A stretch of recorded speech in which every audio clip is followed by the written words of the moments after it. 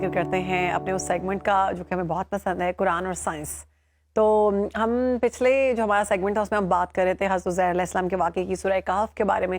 تو اسی پر آگے بڑھاتے ہیں. ہمارے موجود ہیں ہمارے اسپیشل گیسٹ قرآنک اسٹڈیز کے اسپیشلسٹ جناب عبدالسلام عارف صاحب. ویلکم ٹو سنو پاکستان. جی بہت مہربانی. آج ہم پھر کس سے آغاز کریں گے؟ جی انشاءاللہ. بسم اللہ الرحمن الرحیم. اللہم صلی علی سیدنا محمد وعلی آلہ وصحبہ وبارک وسلم.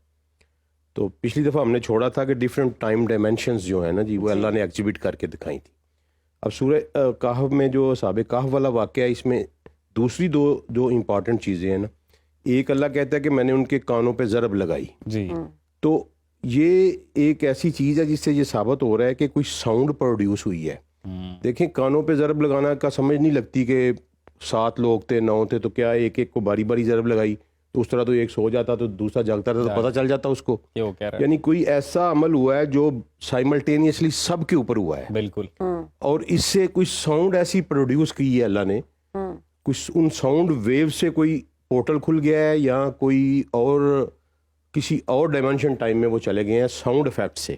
تو اس پہ سائنٹسٹ اسٹڈی بھی کر رہے ہیں کہ کیا کوئی ایسی ساؤنڈ ہے کہ اگر اس کی فریکوینسی کو کیا جائے تو کوئی وارم ہول یا پورٹل کھولا جا سکتا ہے کہ نہیں کھولا جا سکتا. تو اللہ واضح کہہ رہا ہے کہ میں ان کے کانوں پہ یعنی ان کی سماعت کو میں نے متاثر کیا تو وہ یہ سو گئے چپ کر کے. ایک تو یہ بات ہے.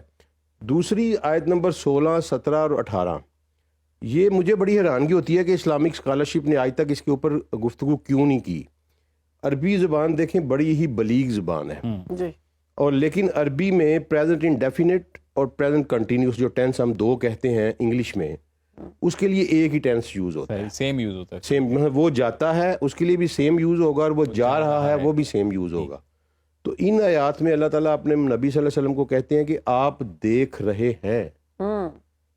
ٹھیک ہے، آپ جہاں آپ دیکھتے ہیں ٹھیک ہے. اس کے بعد اللہ کہتا ہے کہ آپ سمجھتے ہیں کہ وہ جاگ رہے ہیں حالانکہ وہ سو رہے تھے.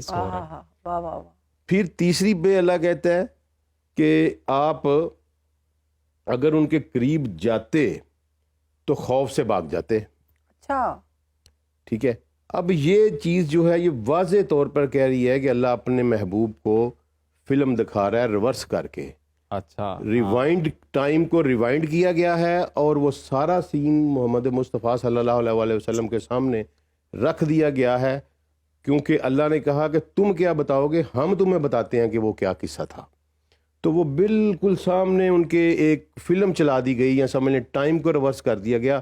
اور یہی دجال نے کرنا ہے آ کے. دجال سے جب یہ کہا جائے گا، کوئی بندہ فرمائش کرے گا کہ مجھے میرے پردادا سے ملا دو، ٹائم ریورس کرے وہ ٹائم ریورس کرے گا اور اس کے سامنے لے آئے گا. Time travel. جی اس میں بھی اٹس اے ٹائم ٹریول. یہ بہت امپارٹنٹ چیز ہے اور اس پہ باقاعدہ ڈسکشن ہونی چاہیے. یہ یہاں اللہ کا پریزنٹ ٹینس کو یوز کرنا کوئی سمجھ نہیں لگتا سوائے اس کے کہ نبی صلی اللہ علیہ وسلم وہ سب کچھ دیکھ رہے تھے. لیکن اس کے باوجود اس کو یہ بھی تو کہا نا کہ اس کے آپ نے ہی اسٹارٹ میں بتایا تھا کہ یہ بھی چیزیں ہیں کہ اس کے پاس یہ سارے کرامات ہوں گے بھی. جی جی وہ مردہ کو زندہ بھی کر سکتے. جی بالکل کرے گا. وہ یہی ہے نا کہ ٹائم آپ ریورس کر دیں.